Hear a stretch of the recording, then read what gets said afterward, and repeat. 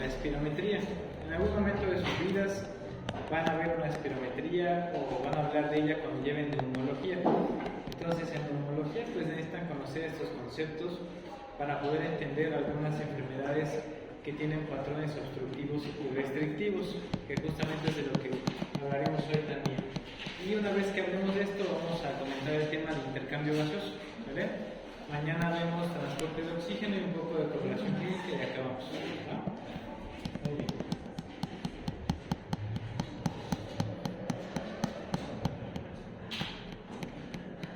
Bueno, entonces, si recuerdan, la vez pasada que nos vimos hablamos acerca de los volúmenes y las capacidades.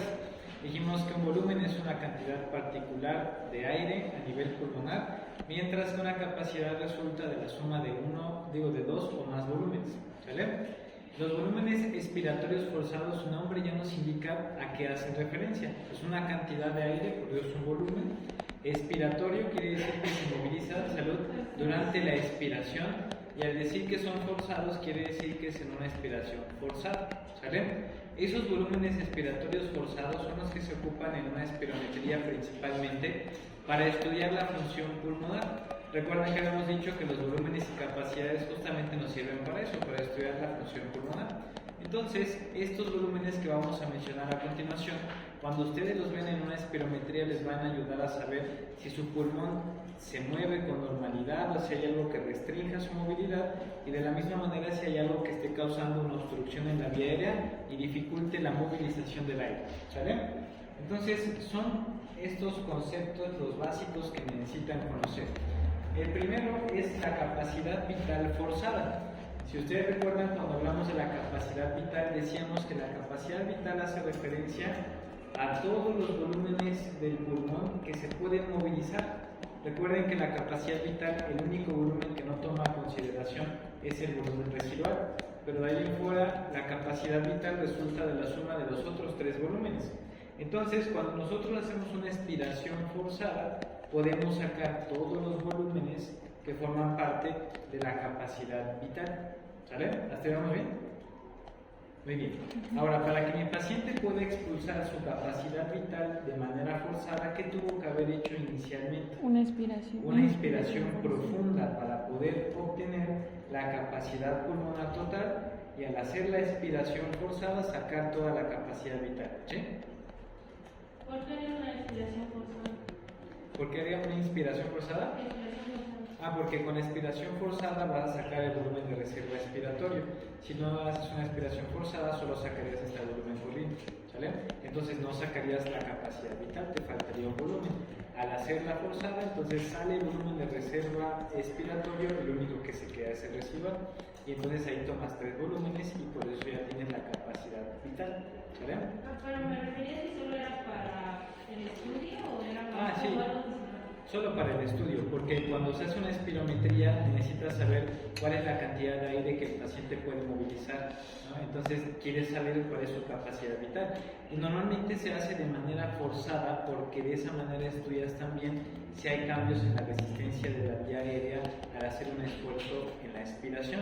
Y eso te va a decir si hay un patrón obstructivo o algo que en la vía aérea condicione una disminución de la salida del aire. ¿Saben? Ahorita lo vamos a comentar. ¿Alguna otra duda? Bueno, entonces recuerden, capacidad vital forzada, volumen total de aire que se puede expirar de forma forzada después de una inspiración máxima, ¿sale? Fíjense que es muy parecida a la definición de la capacidad vital, pero añadimos la parte de la expiración forzada, ¿ok? Ahora fíjense, hay otro parámetro que se toma en cuenta en una espirometría, que es el volumen expiratorio forzado en el primer segundo. Cuando nosotros hacemos una expiración, el espirómetro mide la cantidad de aire que sacamos de manera forzada en el primer segundo de la expiración. Ese volumen que obtenemos en el primer segundo es importante porque junto con la capacidad vital forzada nos ayuda a obtener este índice que se llama índice de Tifnu, ¿sale?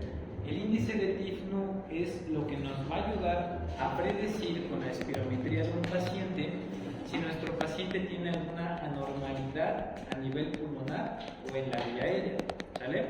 Por eso es importante que conozcan cuál es el valor normal del índice de Tifnu, y es de un 70 a 80%, ¿sale? Se calcula en porcentaje. Ahora bien, observen que el índice de TIF-no se obtiene dividiendo el volumen expiratorio forzado en el primer segundo entre la capacidad vital forzada. ¿Sale? Usualmente ustedes no tienen que hacer el cálculo. El espirómetro, que es el aparato, ya les dice de cuánto es ese índice. Y les va a aparecer así como cociente BF1-CVF. ¿Ok? Entonces, cuando en una espirometría ven ese índice, observen que el valor del índice esté entre el 70 y el 80%. Algunos espirómetros lo reportan en decimales, es decir, que si fueran decimales sería de 0.7 a 0.8. ¿Sale? Si en la espirometría el índice está en ese valor, lo más probable es que su paciente tenga una adecuada función pulmonar y que no tenga algún problema en la vía aérea que esté condicionando la disminución de la llegada del aire hacia los pulmones. ¿Sale? Entonces, estos conceptos son importantes para cuando lleven neumo y ven una espirometría. ¿Sale? Capacidad vital forzada, volumen expiratorio en el primer segundo de manera forzada y también el índice de TIF-no. ¿Ok? Ahora vamos a ver un poco de la aplicación de estos conceptos que les acabo de mostrar. Fíjense bien, en un paciente que tiene una enfermedad pulmonar obstructiva, ¿sí?, como por ejemplo el asma, que es una de las más representativas, ¿sale?, o también la enfermedad pulmonar obstructiva crónica o abreviada como EPOC, estas enfermedades producen un patrón obstructivo, quiere decir que dificultan el paso del aire a través de la vía aérea, ¿sale? Por ejemplo, el asma, ¿por qué sería una enfermedad obstructiva? Fíjense bien. Cuando hay asma, hay una hiperreactividad bronquial y hay inflamación en la vía aérea. La hiperreactividad bronquial hace que ante ciertas sustancias que son alergenos, los bronquios se constriñen, ¿sale? Si los bronquios se constriñen, ¿qué le va a pasar a su radio? Disminuye. ¿Y qué le pasa a la resistencia que ofrece al paso del aire? Aumenta. Entonces es como si hubiera una obstrucción, ¿sale? De igual manera, con el asma va a haber una mayor producción de moco. Y si hay mayor producción de moco, ¿sale?, el moco va a quedarse dentro de la vía aérea. ¿Y qué le va a hacer a su radio? Lo va a disminuir y también se comporta como una obstrucción. Entonces, este tipo de enfermedades como el asma o la EPOC se caracterizan por tener un componente en el cual los bronquios se estrechan o se llenan de moco, y eso hace que el paso del aire se vea dificultado, ¿sale?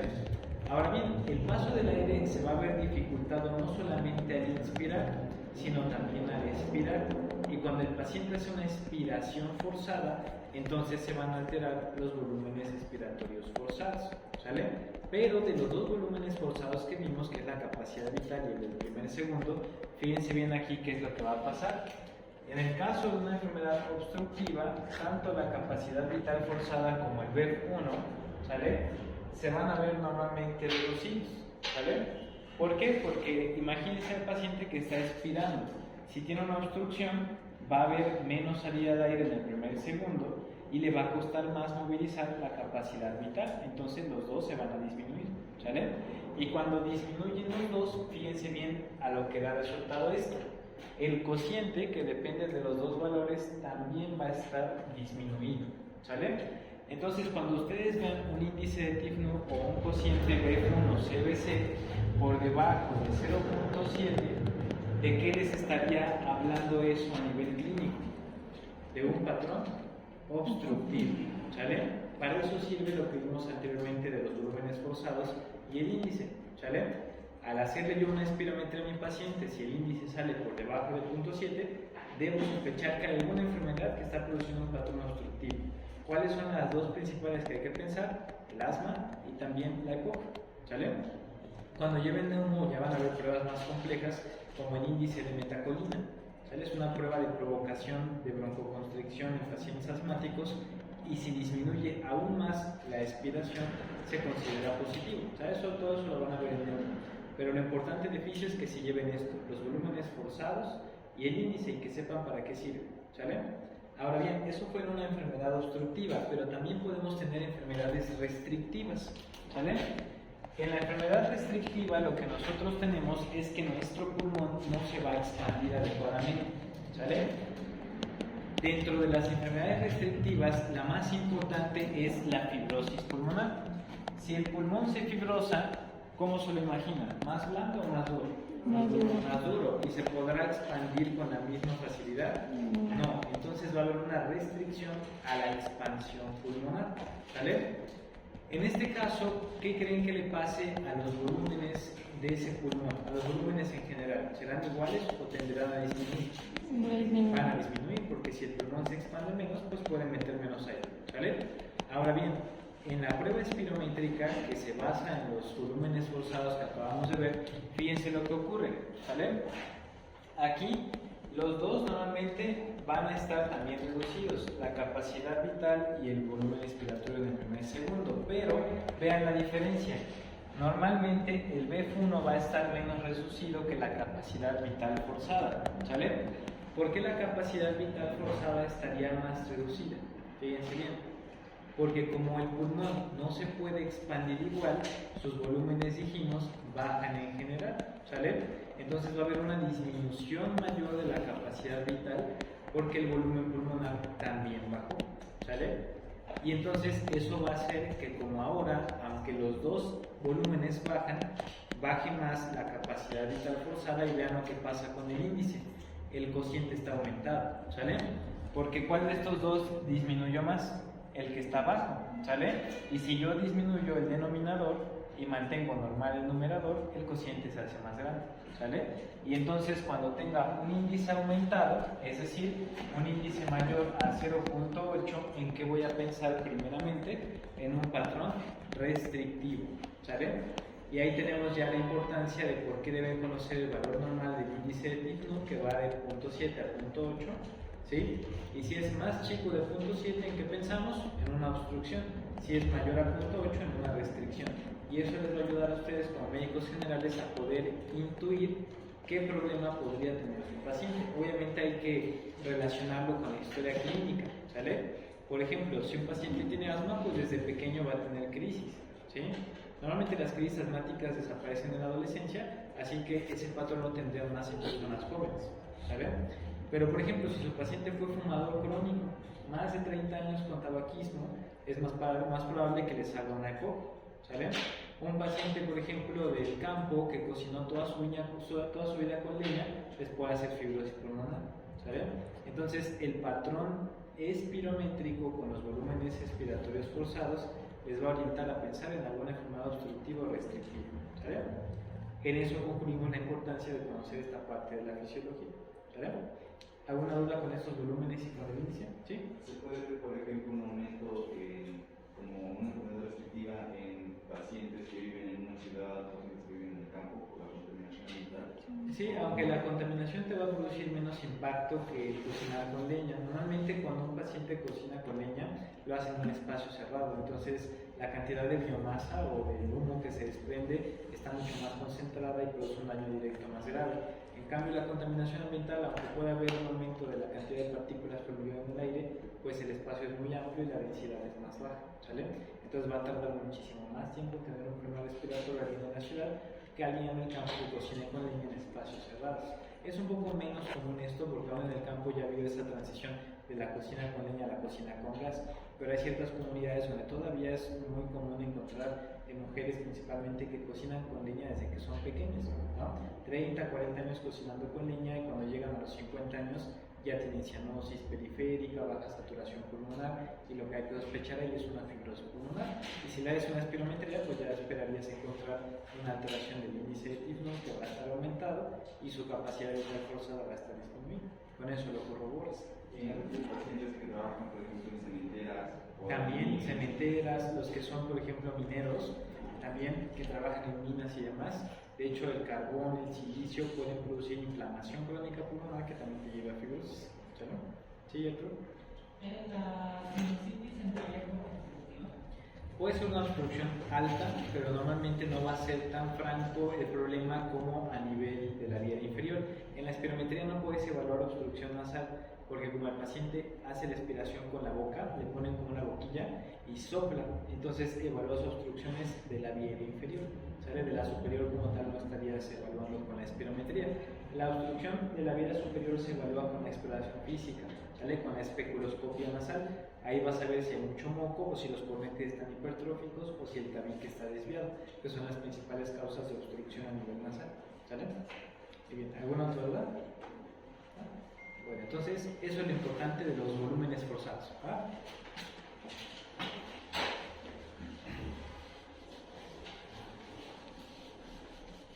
Muy bien, cuando lleven Nemo es muy probable que vean este tipo de gráficas, ¿sale? Estas gráficas que vemos aquí no son del otro mundo, lo único que están haciendo es representar los volúmenes que acabamos de estudiar, ¿sale? Observen aquí, se está representando la capacidad vital forzada y el volumen expiratorio forzado en el primer segundo, ¿sale? Estas gráficas ustedes no las van a construir, el espirómetro las construye él mismo, ¿sale? Con los datos que arroja el estudio. Pero aquí sí es importante que ustedes puedan analizar lo que pasa en las curvas de los volúmenes en cada tipo de enfermedad. Por ejemplo, en la enfermedad obstructiva, si recuerdan, habíamos dicho que los dos volúmenes bajan por igual, ¿sí? Tanto disminuye la capacidad vital forzada como el volumen expiratorio. Fíjense aquí, este es un paciente normal, ¿sí? Fíjense cómo el volumen expiratorio en el primer segundo bajó y también bajó casi con la misma proporción la capacidad vital forzada, ¿sale? Eso hace que todo baje de manera uniforme. Pero observen acá en el patrón restrictivo, ¿sí? ¿Cuál sufrió una mayor disminución? La capacidad vital forzada. Fíjense acá la del paciente normal y vean la del paciente con enfermedad restrictiva. Vean el volumen expiratorio forzado en el paciente con enfermedad restrictiva y en el paciente sano, bajó muy poco, ¿sale? Eso hace que entonces la disminución del índice no sea tan marcada como el otro lado, sino que tienda a aumentar, ¿sale? Entonces, estas curvas, cuando las ven en una espirometría, no se espanten, no es algo del otro mundo, lo único que representan son los conceptos que ya vimos con anterioridad, ¿sale? Pero sí es importante que sepan más o menos cuál es la forma que presenta. Si ustedes ven una disminución de ambos índices, es algo obstructivo, y si ven más una disminución de la capacidad vital que del volumen expiratorio forzado, es algo restrictivo, ¿sale? Entonces, esta sería la parte visual de lo que comentamos hace un momento, ¿ok? ¿Alguna duda hasta acá? Vale, y recuerden muy bien las enfermedades principalmente asociadas a un patrón restrictivo y un obstructivo. ¿Okay? El siguiente semestre en propedéutica médica lo van a volver a ver cuando vean exploración de tórax y vean síndromes pleuropulmonares. ¿Vale? Entonces recuérdenlo en ese momento. Bueno, ¿dudas hasta acá? ¿No? Muy bien, vamos a hablar acerca del intercambio gaseoso. Eso es algo que ya tuvieron que ver un poco en bioquímica. ¿Sí? Va de la mano con el transporte de gases en la sangre. ¿Okay? En bioquímica 2 creo que ven sangre, ¿no? Un poco de equilibrio ácido-base y demás. Entonces eso lo vamos a ocupar ahora, ¿sale?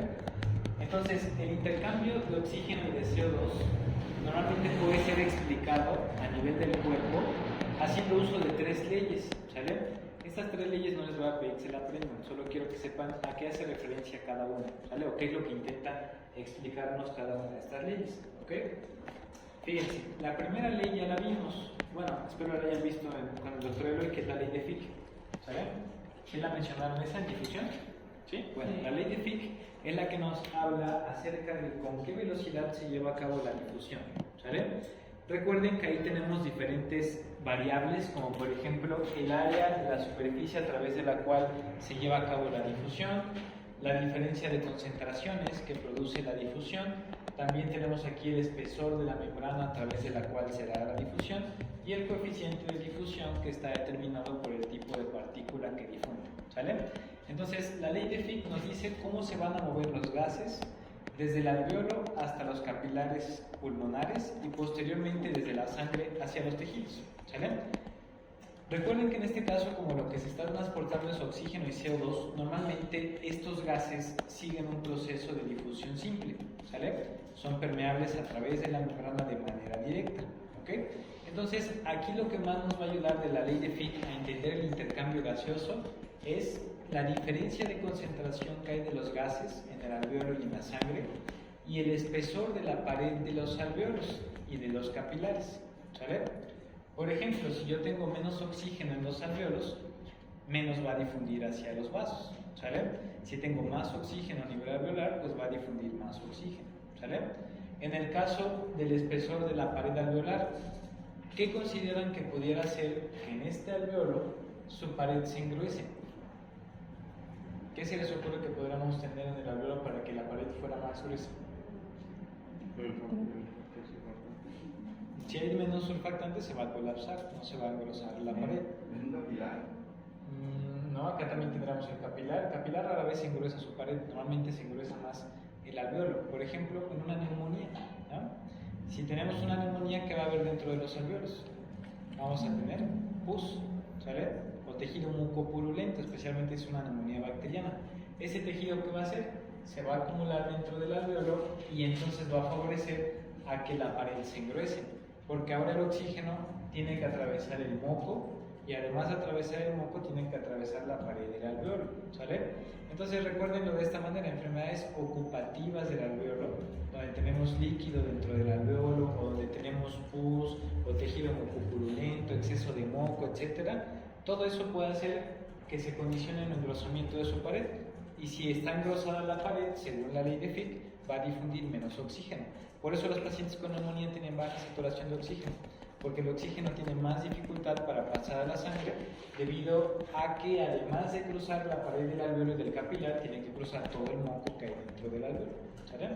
Entonces, para eso nos sirve la ley de Fick, ¿sale? Recuerden, a más oxígeno difunde más.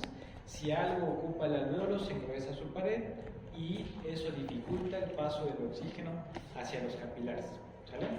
También enfermedades como la fibrosis pulmonar pueden dificultar el paso del oxígeno, porque al fibrosarse la pared del pulmón, sus alveolos también se van a engrosar en su pared, ¿sale? Entonces, en pocas palabras, todo lo que engruese la pared alveolar o lo que disminuya la cantidad de oxígeno en el alveolo va a hacer que baje la difusión, ¿sale? Para eso nos sirve normalmente la ley de difusión de Fick. Otra variable importante es el área. ¿Saben más o menos a qué área equivale todo su pulmón derecho e izquierdo si los desdoblaran? Por ejemplo, si agarraran todos los alveolos y los pusieran uno tras otro así en una superficie. Más o menos son 70 metros cuadrados, ¿sale? Esa es la superficie de intercambio que tienen nuestros pulmones, más o menos de una cancha de tenis, ¿sale? Entonces imagínense, toda esa cancha de tenis sirve para que el oxígeno difunda hacia los capilares. Entonces una gran cantidad de superficie está disponible para el intercambio gaseoso. En pacientes con enfisema pulmonar, donde hay destrucción del tejido pulmonar, ¿qué creen que baje? El área. Entonces va a haber menos área para intercambio gaseoso y menos oxígeno va a pasar a la sangre, ¿sale? Entonces esos tres factores deben recordarlos: menos área de superficie de intercambio, menos oxígeno dentro del alveolo, menos difunde, más engrosamiento de la pared, menos difunde, ¿sale? Entonces es lo rescatable de esta ley. ¿Alguna duda hasta acá? ¿Sale? Vamos con la siguiente, que es la ley de Henry, ¿sale? Esta ley de Henry lo único que nos dice es que ciertos gases, dependiendo de sus características, pueden solubilizarse bien en los líquidos, ¿sale? Y otros gases no. Por ejemplo, el oxígeno es un gas, junto con el CO2, que se disuelve muy bien en una solución acuosa, ¿sale? Y eso es una gran ventaja, porque si el oxígeno y el CO2 no se disolvieran en una solución acuosa, pues no podrían viajar a través de la sangre, ¿sale? Entonces la ley de Henry solamente nos sirve para explicar por qué el oxígeno y el CO2 pueden viajar a través de la sangre, porque son gases solubles en líquidos, ¿sale? ¿Alguna duda con esa ley? Vamos con la última, la ley de Dalton. Esa ley de Dalton habla acerca de las presiones parciales. Ese término de presión parcial es importante que lo conozcan, ¿sale? Porque los gases a nivel de la sangre y a nivel del alveolo se expresa su cantidad o su concentración en presiones parciales, ¿ok? Entonces aquí sí nos vamos a detener un poquito para analizar la ley de Dalton. Fíjense bien lo que dice. Esta ley nos dice que en una mezcla de gases, supongamos que en un recipiente ustedes mezclan 3 gases, ¿sale?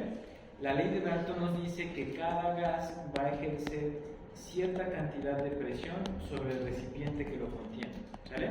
Entonces, para que tengan una idea, vamos a hacer un dibujo acá, ¿ok? Entonces, imaginen que este es un recipiente que contiene oxígeno, contiene CO2, contiene nitrógeno en forma gaseosa, ¿sí? También tiene monóxido de carbono y esa es su mezcla de gases, ¿ok? Si nosotros midiéramos la presión que todos los gases ejercen en el recipiente, esa sería la presión total, ¿sale? Que es lo que estamos viendo aquí, presión total. Pero esa presión total resulta de la suma de la presión que cada gas ejerce por separado. Por ejemplo, el CO2 ejerce una presión, el nitrógeno otra y así sucesivamente. Cada una de las presiones que los gases ejercen por separado se llama presión parcial, ¿sale? Y la presión que los gases ejercen en su conjunto se llama presión total, ¿ok? Ahora, ¿por qué es importante la ley de Dalton? Porque el aire que nosotros tomamos del ambiente resulta ser una mezcla de gases, ¿sale? Una mezcla que contiene oxígeno, nitrógeno, CO2 en bajas cantidades, monóxido de carbono, gases nobles, etcétera, etcétera, ¿sale? Y aquí lo importante que ustedes deben conocer es el porcentaje de esa mezcla que está constituido por oxígeno, ¿sale? Normalmente el aire tiene un 21% de oxígeno y a eso le llamamos FiO2 o fracción inspirada de oxígeno. Ese término deben conocerlo bastante bien, ¿sale?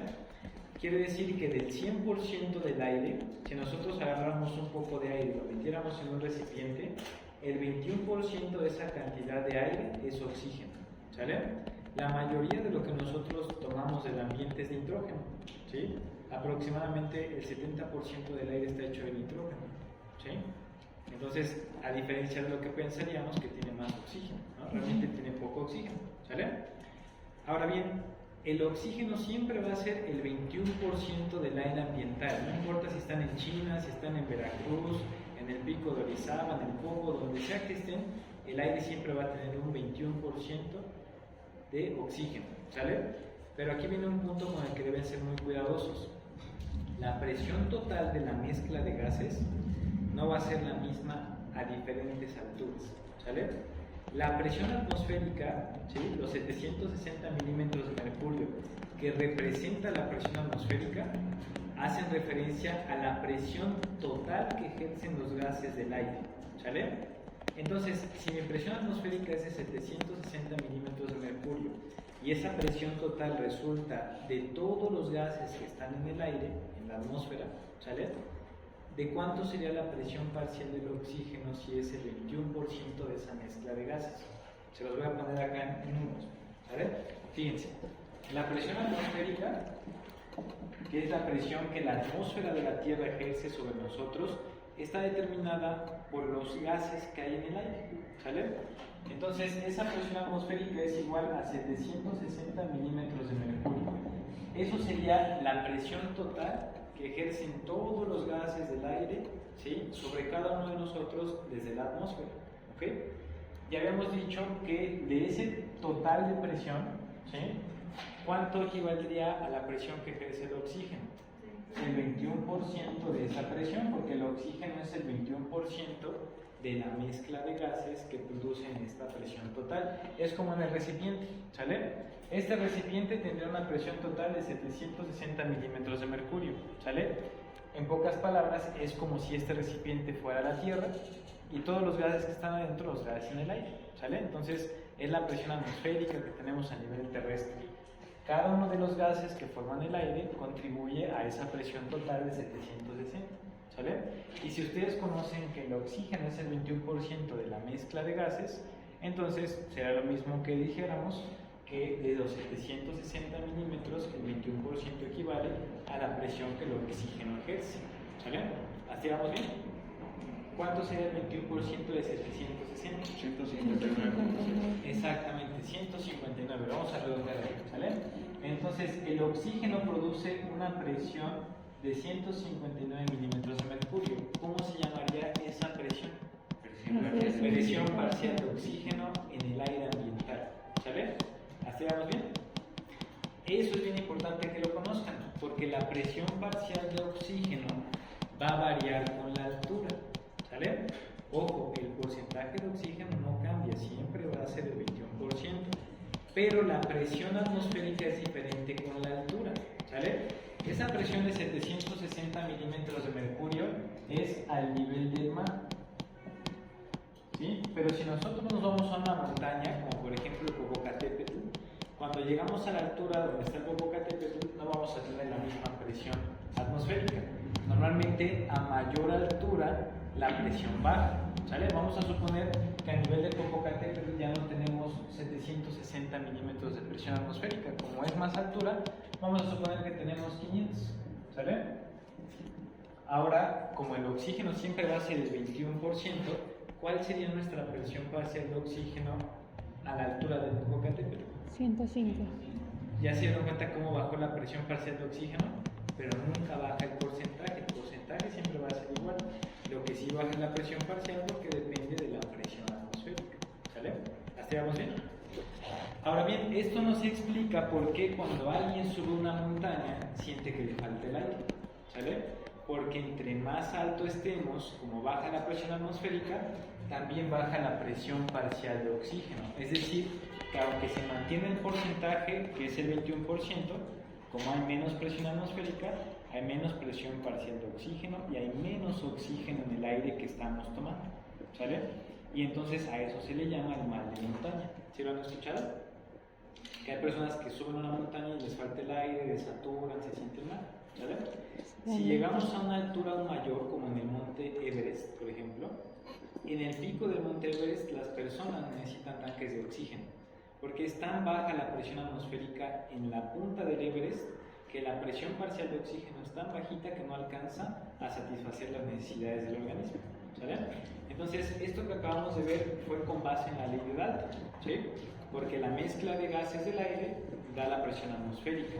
Y a nosotros saber qué porcentaje del aire es el oxígeno, entonces podemos conocer siempre la presión parcial de oxígeno en el aire ambiental si conocemos la presión atmosférica. ¿Sale? ¿Dudas hasta acá?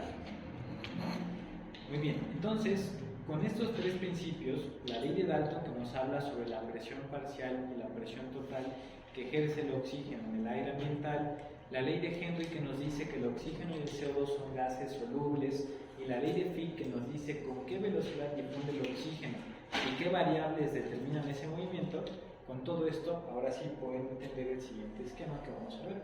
¿Sale?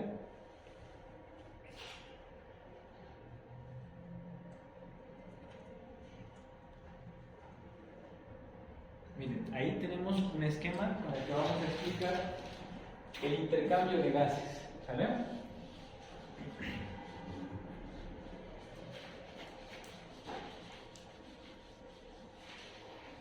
Ahora bien, fíjense lo que tenemos acá. No se alcanza a ver mucho aquí, pero acá dice aire atmosférico. ¿Sale? Les voy a ir escribiendo con negro para que puedan saber a qué hace referencia este dibujo. ¿Sale? Entonces, fíjense. Acá tenemos el aire atmosférico. Y aquí nos dice que el aire atmosférico tiene una presión parcial de oxígeno, que ustedes ya calcularon. Con 760 milímetros de mercurio en el aire atmosférico, ¿cuál sería la presión parcial de oxígeno? 159, que es justo lo que tenemos acá. ¿Sale? Entonces tenemos 159 milímetros de mercurio de presión parcial de oxígeno en el aire ambiental, a nivel del mar. ¿Sale?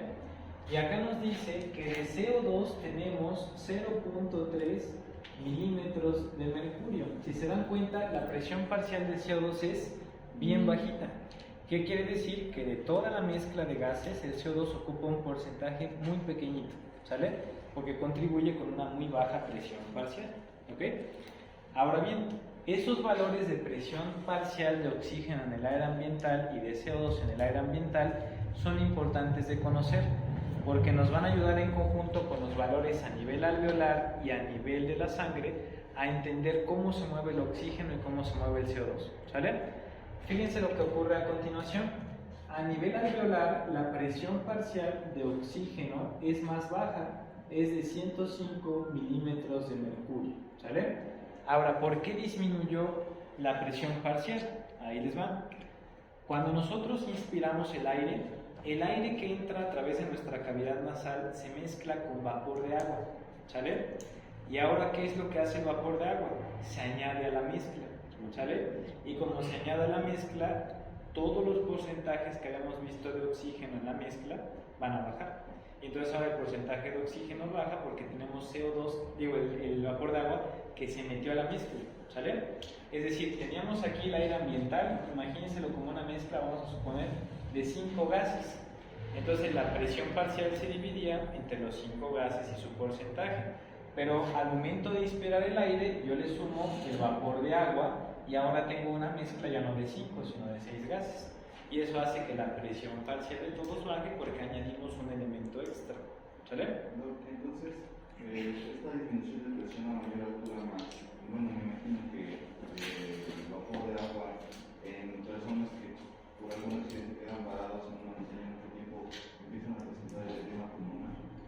No, el edema pulmonar se da no tanto por el vapor de agua que tenemos, sino que se da más por las condiciones ambientales.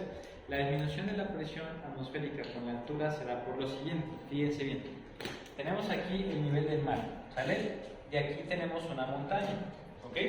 Imagínense que la atmósfera es una placa que tenemos acá que está ejerciendo una fuerza, ¿sí?, sobre la Tierra, ¿sale? ¿Se acuerdan cómo se define la presión? Habíamos dicho que la presión es una fuerza sobre un área, ¿sale? Ahí está, fuerza sobre área, ¿vale? Ahora bien, si nosotros comparamos la fuerza que ejerce la atmósfera a nivel del mar, ¿dónde tendrá una mayor área? ¿Sí? ¿En todo el mar y la superficie plana o en esta zona más alta? A nivel del mar. Obviamente a nivel del mar es más extenso el terreno llano, ¿no? En cambio la montaña solo es un pedacito de toda la superficie de la Tierra, ¿sale? Entonces por eso a mayor altura la superficie sobre la cual la atmósfera ejerce una fuerza es menor y por eso baja la presión, ¿sale? Entonces de eso depende. El edema pulmonar, ¿por qué se produce? Cuando nosotros tenemos una menor cantidad de aire en el aire ambiental, ¿qué pasa con la cantidad de aire en los alvéolos? También disminuye porque está llegando menos oxígeno. Si llega menos oxígeno a los alvéolos, ¿qué le pasa a los vasos? Se van a vasoconstriñir. Y si se vasoconstriñen, ¿qué tiene que hacer la vasculatura pulmonar para mantener el flujo? ¿Qué tendría que aumentar? La presión. ¿Se acuerdan de la ecuación de flujo? ¿Sale? Y si yo aumento la presión, estoy aumentando la presión hidrostática y eso que va a contribuir a que el líquido salga y se genere el edema pulmonar, ¿vale? Entonces todo tiene que ver con la respuesta vasoconstrictora a la hipoxia que ya comentamos con anterioridad, ¿vale? Y con la disregulación de las fuerzas de Stalin por el aumento de la presión dentro del vaso para abolir la constricción, ¿vale? Muy bien, pero lo del cambio de la presión tiene que ver con esto, ¿va? ¿Alguna otra duda? Bueno, entonces, si se dan cuenta, esa disminución entonces de la presión parcial de oxígeno es simplemente porque el aire del ambiente se mezcló con el vapor de agua que hay en nuestra vía, ¿sale? Ahora bien, a nivel de la sangre vamos a ver de cuánto es la presión parcial del oxígeno, ¿sale? La presión parcial del oxígeno varía dependiendo de si hablamos de sangre arterial o sangre venosa, ¿sale? Por ejemplo, en la sangre arterial, normalmente la presión parcial de oxígeno es de 100 milímetros de mercurio. Y en la sangre venosa normalmente va a ser de 40 milímetros de mercurio, ¿sale? Entonces fíjense cómo tenemos diferentes presiones parciales de oxígeno, tanto en el ambiente, a nivel alveolar y a nivel de la sangre, ¿sale? Ahora, ¿se acuerdan de la ley de la difusión de Fick? Donde dijimos que necesitábamos un gradiente o una diferencia de concentraciones para que hubiera movimientos de gases o difusión, ¿sale? Según el principio de la difusión, ¿de dónde a dónde difunden las sustancias? ¿De dónde hay más a dónde hay menos o de dónde hay menos a dónde hay más? De dónde hay más a dónde hay menos, ¿sale? Entonces, vamos a ocupar ese principio de las presiones parciales de oxígeno para ver cómo será el movimiento de este gas, ¿sale? Normalmente, ya dijimos, hay 159 en el ambiente, acá hay 105 por el vapor de agua, ¿sale? Y fíjense lo que pasa, tengo 105 a nivel de los alvéolos y tengo 40 en la sangre venosa que está llegando a los pulmones. ¿Dónde tengo más presión parcial de oxígeno? ¿En los alvéolos o en la sangre venosa? En los alvéolos. Entonces, ¿hacia dónde se va a mover el oxígeno? Hacia la sangre venosa. ¿Y qué va a hacer? Que la presión parcial de oxígeno de la sangre suba. Por eso a nivel arterial es aproximadamente de 100, ¿sale? Y como ahora subió, a nivel arterial va a seguir habiendo mucho intercambio de oxígeno. No, va a bajar porque ya está altamente lleno de oxígeno ese contenido de sangre. Ahora, conforme la sangre arterial viaja hacia los tejidos, ¿qué es lo que va a hacer? Va a ceder oxígeno. ¿Por qué va a ceder oxígeno? Porque normalmente la presión de oxígeno en los tejidos también es de 40 milímetros de mercurio, ¿sale? Entonces, fíjense lo que está pasando aquí. La presión parcial de oxígeno en los tejidos es igual que en la sangre venosa, ¿sale?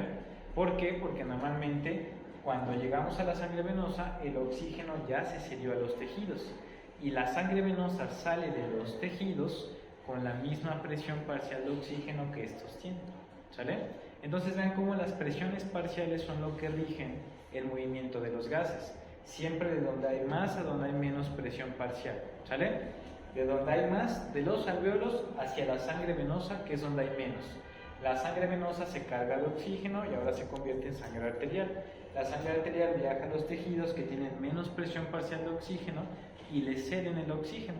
Y eso da origen a la sangre venosa, que vuelve a tener menos concentración de oxígeno, que viaja a los alvéolos donde hay más y se vuelve a recargar. Y entonces de esa manera el oxígeno se está intercambiando entre los alvéolos y la sangre y entre la sangre y los tejidos. ¿Vale?